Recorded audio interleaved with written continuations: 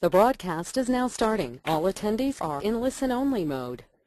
Hey everyone, and welcome to an exciting webinar presentation today, co-sponsored by WordStream and Kissmetrics, 7 mind-blowing tricks to revamp your landing pages for PPC. My name's Chris, and I'll be moderating today's presentation. To meet the experts for today's presentation, we have a special guest from Kissmetrics. He's the co-founder of Kissmetrics, Neil Patel. Neil is a serial entrepreneur, angel investor, and digital marketing specialist. He's the co-founder of Crazy Egg and Kissmetrics. He's spoken at over 100 web marketing conferences, and he's worked closely with companies like Microsoft, TechCrunch, HP, Amazon, and GM. So welcome, Neil. Thanks for having me. We also have from WordStream, Caleb Hutchins. Caleb is a client success manager here at WordStream. He is AdWords and Bing certified, manages PPC accounts with budgets ranging from $1,500 to $96K, and he's also worked with hundreds of PPC accounts across all industries. So welcome, Caleb. Thank you very much. So if you'd like to take part in live blogging during today's presentation, you can include the hashtag WordStream in any of your social media channels. And we're going to be having a Q&A session at the end of the webinar. So feel free to put all your questions that you have for Neil and Caleb into the GoToWebinar question box, and we'll get to those questions at the end of the webinar. And with that, let me hand things over to Neil. We can kick off the webinar.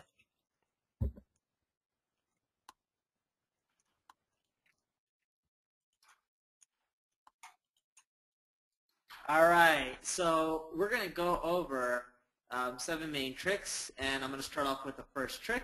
Trick number 1, keep people focused on your CTAs. You'll be shocked on how many times people make this mistake.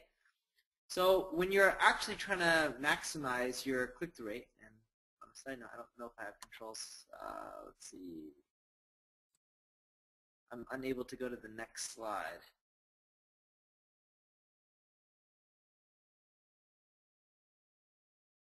CPAs, there's a few things you need to test. One is the placement, right? Because some people think that having them above the fold converts better. In some cases it's true, some cases it's not. You should test that out.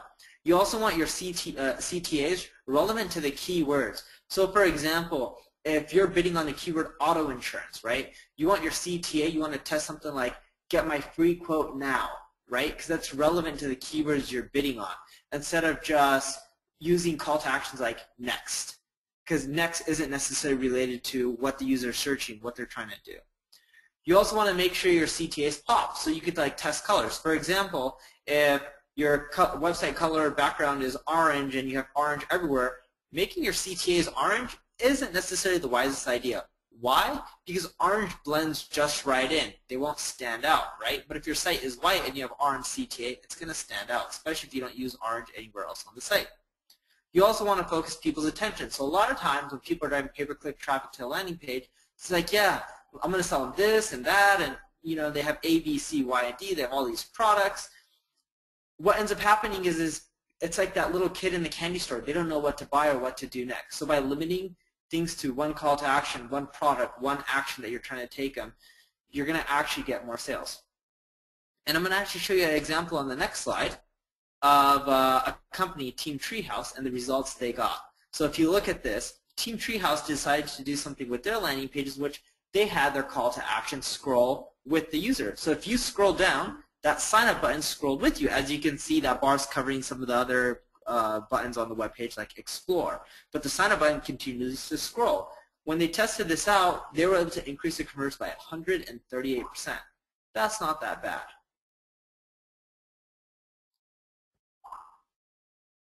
All right, that leads us perfectly into our trick number 2 here, which is actually testing long versus short content.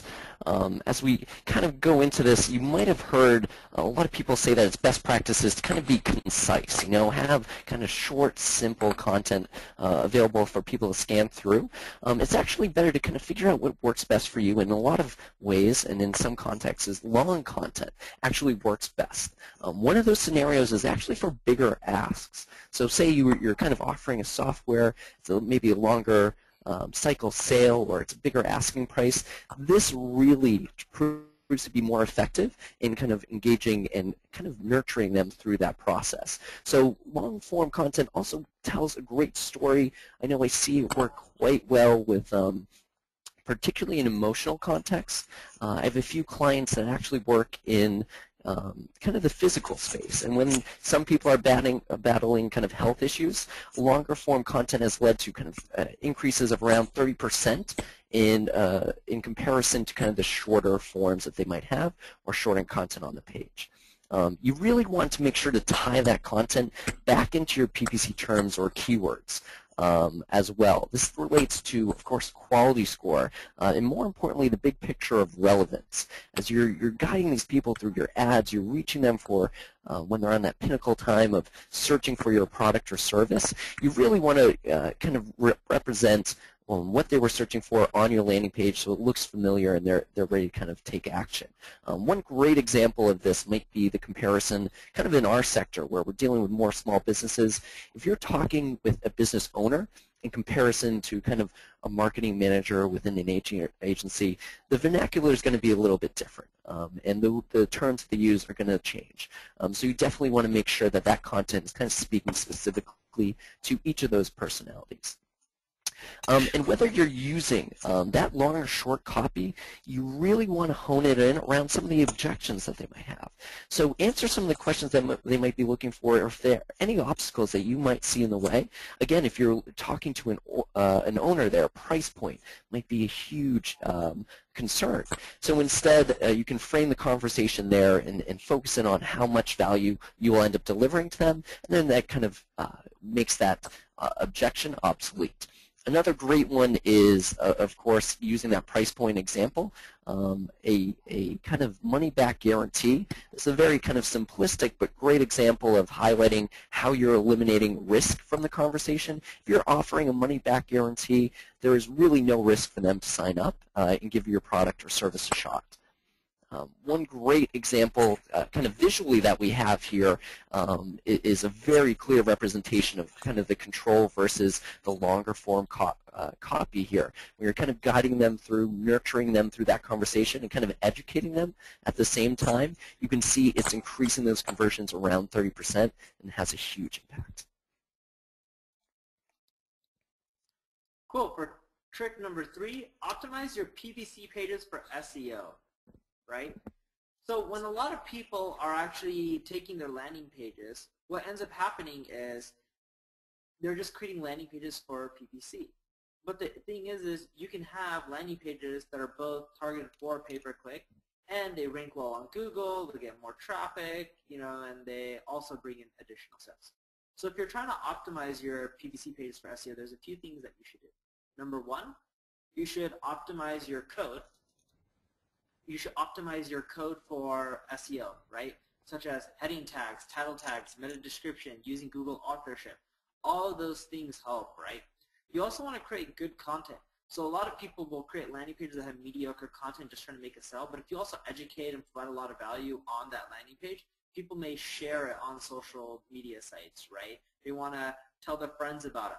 All these kind of things impact rankings as well, right? You also want to build links through manual outreach. So you want to see who's linked to your competitors, hit up those people, and you can use backlink checks like Ahrefs or Open Site Explorer, put in the URL of your competitors, see who links them, hit up those sites manually and beg for links and ask them to link back to your landing page. This will all help your landing pages rank higher, right? And a good example of this is on my personal blog, QuickSprout. I have this landing page. I didn't show the whole image because it keeps scrolling and scrolling.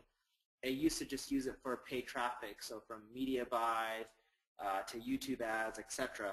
And what I ended up finding out was I was able to increase my traffic by 39% by also optimizing it for SEO. And I didn't decrease my conversions from the paid side, so everything stayed the same. The only difference was I had more traffic, so overall I had more conversions. Perfect, perfect. The next one that I would lead us into is leveraging conversion tracking. And this is one that actually really blows my mind here. This statistic that we've seen, 55% of people, or percent of advertisers, do not track conversions through their accounts. That's huge. That's shattering. And WordStream discovers this kind of through the billions of spend that we monitor through all these accounts. We can identify that it's actually that high. And if you find yourself in that kind of group, there's a few things I want to highlight for very clear kind of action steps to kind of move forward. And this is the reason why I put so much importance on this is the first step towards optimization. So a lot of the points that Neil's highlighted about checking colors and optimizing for the different variances of how you can kind of form content on the page and formatting. This also applies to the PPC side as well. And this conversion tracking code from AdWords is something that you really want to make sure is on your page from the start, because it's going to show you the value, where the value is coming from, and make sure you're hitting that return on investment. So that's kind of the top level kind of perspective on this. The bullet point that I have to kind of follow that is that specifically we're highlighting the keywords that are earning you sales. So we can optimize for click-through rate, we can optimize for quality score, but at the end of the day, we want to make sure we're driving sales and really using this channel of paid search to the best optimization that we can. So when we're kind of honing in on the keywords that are providing those conversions, we can optimize further. We can bid up for further impression share, making sure we're getting kind of in front of more eyeballs or the most searches that we possibly can. We can hone in making sure that our CPA is where we need it to be in order to meet kind of our overarching goals. There's so many different ways that we can use this conversion information to kind of apply to our account and apply to our pages in general. Particularly as we're talking about getting keywords on the page, making content relevant, this really highlights those specific words that we want to include. So one quick kind of trick that I want to throw into this is that this kind of seems like a daunting task here when you're trying to work with the code and put it in the right place, but it's quite simple to take that code, insert it before the last body tag, and to make sure it's working. You can actually use this free tool, right? It's one of the extensions on Google Chrome. You can download, it's called Google's Tag Assistant. And you can see I accessed it here from kind of the top of my browser among my extensions. And it just identifies for you kind of what tags you have on your page and if they're working or not working. And if anything's broken there, it's easily identified in a matter of seconds how you can fix that, whether or not you're missing a closing tag or part of the script. Makes it quite simple. So keep this in your arsenal, and if you have an action item to kind of take away here, if you find yourself in that high percentage of people who don't have conversion tracking, make sure you get that a part of your PPC strategy as soon as possible. Trick number 5, two-step lead capture process. So a lot of people on their landing pages are trying to get people to fill out 10, 20 form fields, right? There's a big issue with that. When you have a lot of form fields, it's a very daunting process, whether it's for a lead or to get them to look for auto insurance, or whether it's just a contact submit request or follow up with sales team or look for a demo request, right? Whatever it may be. Having someone fill out a lot is very daunting. Now, if you look at the next page, what you'll actually notice is an example of a two-step lead checkout process. So we've tested this a lot, and what we typically found is you usually roughly get an increase in conversion by 10%. So by asking for like a name and email or email password, whatever it may be on the first step, and then on the next screen you would ask them for all the rest of the form fields, right?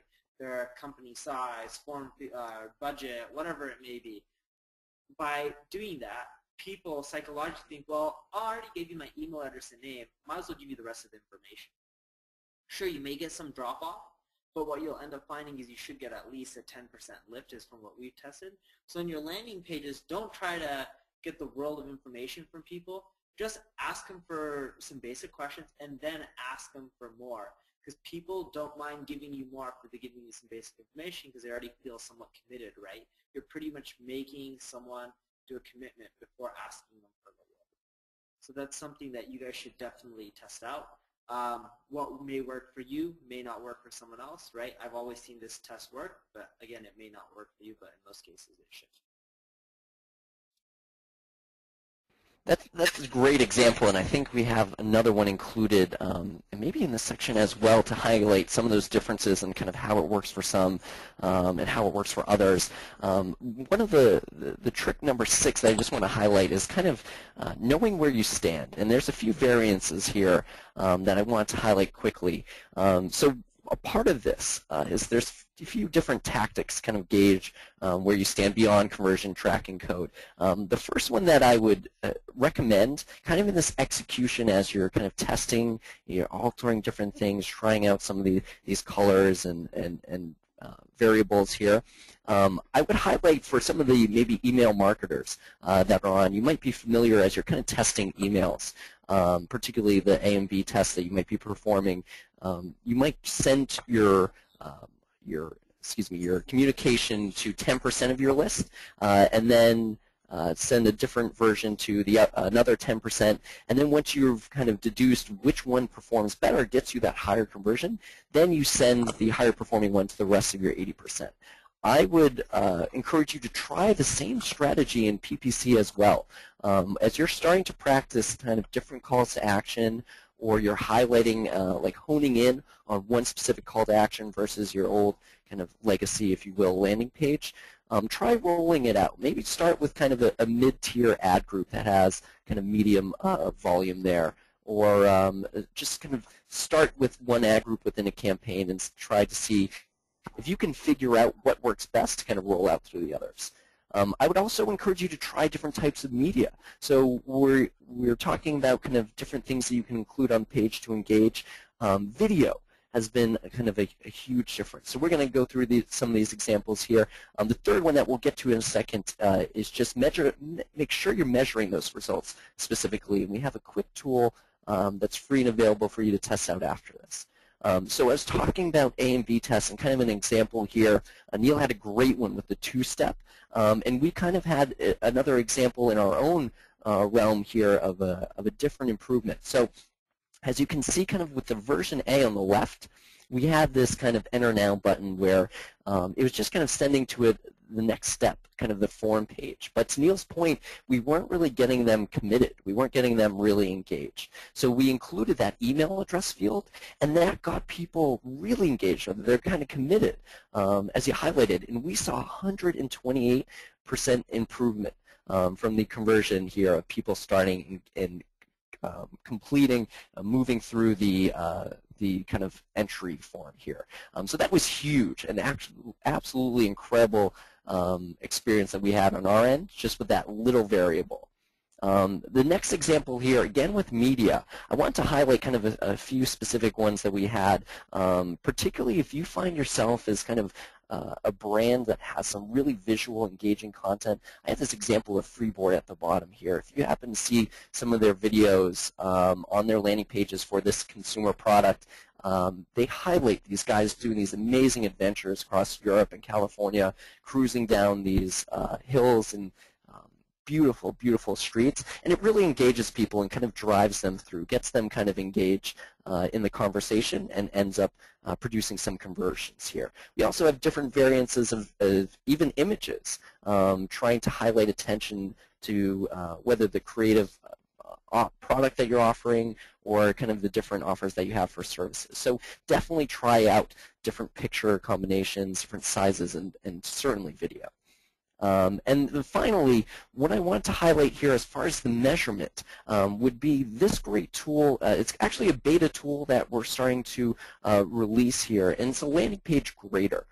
So effectively, we are kind of scanning over the landing pages that you're using in PPC and identifying if you have those keywords there, if you have those relevant terms according to your biddable keywords or the ads that you have, and comparing even within your own industry of how you're competing against different peers that you have. If you find yourself underneath that benchmark, then there might be certain things you really want to take from this report and address.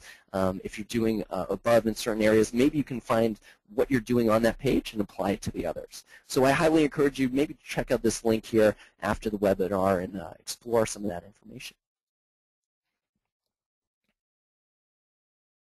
All right, our trick number 7, make sure your ads match the page.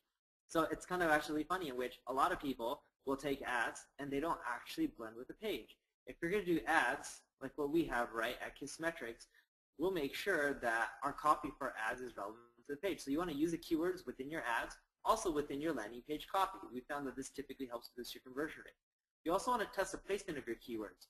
So you would want to take the keywords that you're using in the ads and not just place it in the heading of your landing page or in your call to action button, but place it, sprinkle it throughout the whole landing page and see what converts best, right? You also want to make sure your copy answers common objections. So typically, if someone's looking, for example, like a web analytics solution, we found that there's general questions. One of the most common questions is, why would people use you instead of Google Analytics, right? So what we do is when you have these objections, and this in every industry, so no matter if you're bidding on auto insurance or whatever terms there may be out there, there's probably some common objections that people are wondering. Answer those objections within your copy. Another good example of this is Treehouse, right? They actually have an image where they have a free trial. Although the landing page was great, their ads weren't representing what they're offering, right? Their ads were just like, hey, start, learn more web design and web development. Well, they started telling people within their ads that you can learn for free because they have a free trial. And their CPA went from $60 to $43. That's not too bad. So just make sure your ads, whether it's text ads or visual-based ads, the copy within the ads also matches the landing page.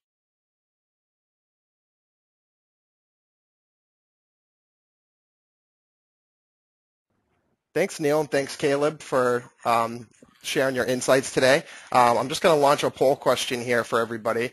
Let me just select it here. So we have some special offers for everyone for today's webinar for attending. So from WordStream, we have a free live demo of WordStream's PPC Advisor. So this is our PPC management platform, which basically makes PPC easy. We have automated alerts. We have our tool, the 20-minute PPC work week, which we like to say it's like 20-minute abs for PPC. So if you would like a free demo of WordStream's PPC Advisor, you can click that offer. We also have a free personal demo of Kissmetrics. And Neil, do you want to touch on that offer a little bit? Sure, yeah. So we can walk you through Kissmetrics and what it does and how you can use it to help grow your business. But yeah, think of it this way, right? A lot of people use Google Analytics to see what's happening to their site. Like, yeah, I got X amount of visitors, but are you really understanding what's causing people to convert? How many times are they coming back before they actually convert? What type of users are worth more money? Or why are some people churning while others aren't? Or the specific actions people have to take before they convert, right? Our product can help you understand all of that, so that way you can make more money from your website by understanding your users, your customers, and the user behavior that they're taking. Great. And the last selection there is just nothing at the moment. So we'll leave this up on the screen. We're just going to hop into Q&A, and we have a lot of questions coming in for you guys. So we'll leave that up, and we'll go right into it. So the first question we have here is, out of all the tips that you guys shared today, in your opinion, what's the easiest to get started with to make immediate impact in my PPC account? Neil, do you have some thoughts on that? I might add a few. But what would be your most immediate? Yeah, the biggest thing that I see people making mistakes with is they're not optimizing their landing page. So everyone's always trying to reduce their CPAs by fine-tuning their ads, optimize their bids, and you should do that. But after a while, it becomes very, very difficult to just keep getting it lower, right? You're not going to go from spending $5 a click to 5 cents. It's just in competitive niches, you got to pay. So what you should end up looking at is how can you end up tweaking your page from the copy on the page to optimizing it from conversions. A lot of those kind of things will allow you to spend more money per click. It's huge, absolutely huge. I absolutely agree. That's like pulling that lever essentially. And if you're driving that qualified traffic, if you're kind of really kind of optimizing your own respect on the PPC end, you really want to make sure you're kind of getting the most out of that traffic visiting. One thing that I might add to that too is just because I see it the most on my end is conversion tracking. That should be kind of a goal for everyone as they start in PPC and start sending traffic to their pages. If that's something that's missing from your strategy, do what you can to set that up ASAP. It's very simplistic to set up, but it changes the whole game, so we can start talking about CPA and really figuring out what's working. Awesome. Thanks, guys. The next question we have here is, how would you recommend tracking conversions if they're coming from a phone instead of, a desktop or ad? That's a great question. There are a few call tracking services out there. I know we actually have that planned as well. We have a landing page tool, and we're incorporating call tracking in the next few months. But if you don't happen, of course, to be a WordStream customer at this time, I know there are some services out there available if you search. I do have a few clients that use Mongoose as a service to track those calls, and essentially there's ways of setting that up where you can see kind of even what keyword they're coming in on and what keyword are driving those calls. There is call forwarding within AdWords, which does use kind of a number from Google that's a little bit more generic, like an 855 or kind of like an 800 number, and that will let you see kind of what calls are coming in. You can track conversions if it's by a certain length of the call, like 30 seconds, 60 seconds, or whatever you specify. But really, yeah, it's a little bit more difficult. You really kind of need a call tracking service if you want to kind of dive a little bit deeper. Call forwarding will give you kind of area code and a few other kind of general statistics, but to dive a bit deeper, keyword level and everything else, you might want to use a call tracking service. Great. Neil, did you want to add anything to that, or? No, that's mainly you did a good job explaining it. So. Okay, great. So Neil, I actually have a question for you here. So going back to your point when you were talking about the CTAs and how to make them pop, what specific colors would you recommend? The specific attendee asked, I've heard green is a good color for compelling people to purchase items, but what other colors do you find most effective to drive conversions or sales? So I found orange, green, red, blue, and like yellowish colors convert really well. So test either one of those 5 colors, and with the text within the call to action button, you can try white text. Cool, cool, and that's we actually use a lot of those in our marketing activities that we do. So that's great. So how long should you run an A/B test in order to capture a reasonable amount of data to optimize against? So basically, how long should you let the A/B test run before you decide what winning variation you should go with? Sure. So I always run an A/B test for at least 7 days because a Monday is different than a Tuesday. I also make sure I at least have 100 conversions on each variation, and I also make sure I have statistical significance before I end the test. So it has to meet all 3 of those requirements. And the testing software like Optimizely or Visual Website Optimizer, Google Experiments will tell you when there's statistical significance. Cool. So a majority of my AdWords ads I'm sending to my homepage. Is this bad?